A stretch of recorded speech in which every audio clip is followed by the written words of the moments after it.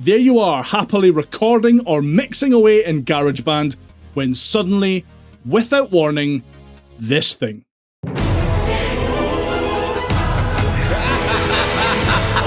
There is nothing worse than being in the zone only to have GarageBand freeze, crash, or beach ball on you.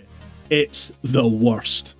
In this video, I'm going to share 4 tips that'll help stop it from happening.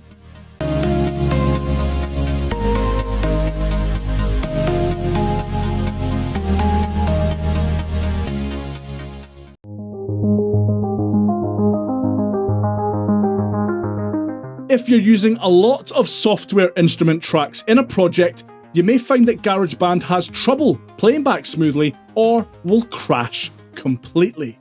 Depending on your Mac's model and specification, rendering all of those instrument sounds in real time can be quite taxing. To take some of the strain off of your machine during software instrument heavy projects, lock your software instrument tracks.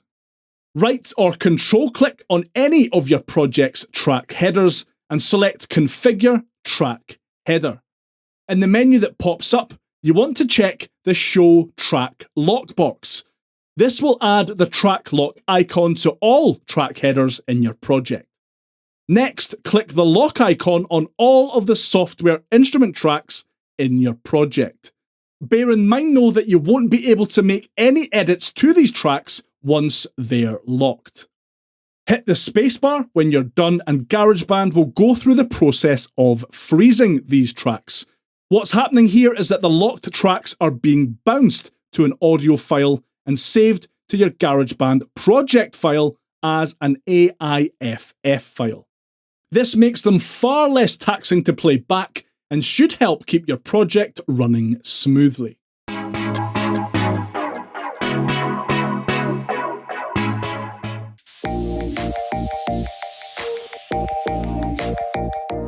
GarageBand's built-in visual EQ is fantastic. In fact, it puts many third-party paid EQ plugins to shame.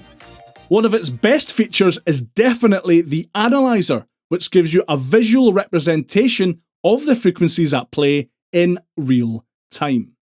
If, like me, you end up using the visual EQ on the vast majority of your tracks, it's a good idea to get into the habit of turning off the analyzer feature once you've finished making EQ adjustments.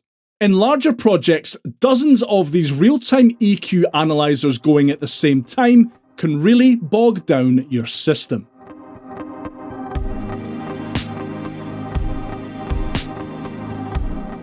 We're diving into your Mac's system preferences for this one with a tip that will help those using old school hard disk drives or fusion drives in particular. Open your Mac's system settings menu and head to Energy Saver. You want to uncheck the Put Hard Disk to Sleep When Possible box. If this is on, your hard drive will go into a kind of idle state after a period of inactivity. So if you're mid-project and want to audition a loop, for example, your hard drive has to be woken up before retrieving the audio file and then playing it. This can take upwards of 5 seconds or more, and you don't want to be staring at this wee every time you change a loop. Not fun. Disabling this feature will reduce the likelihood of you completely losing patience and launching your Mac out of the nearest available window.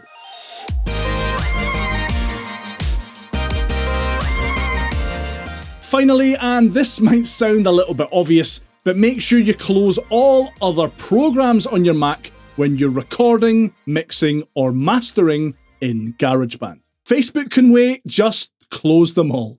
There are some truly bloated programs out there that can drastically affect the performance of GarageBand while you have them open. But the main offenders, in my experience anyway, are Google Chrome, Photoshop, Slack, Spotify, and bizarrely, Apple Music. So make sure you close everything down before you start making your next killer tune in GarageBand. Hopefully the tips in this video will help keep GarageBand on your Mac running smoothly and stop you ever having to see this little ever again. If you want to dive into even more GarageBand for Mac info, click here to check out my top 5 tips. Take care of yourself. I'll see you next time. Bye for now.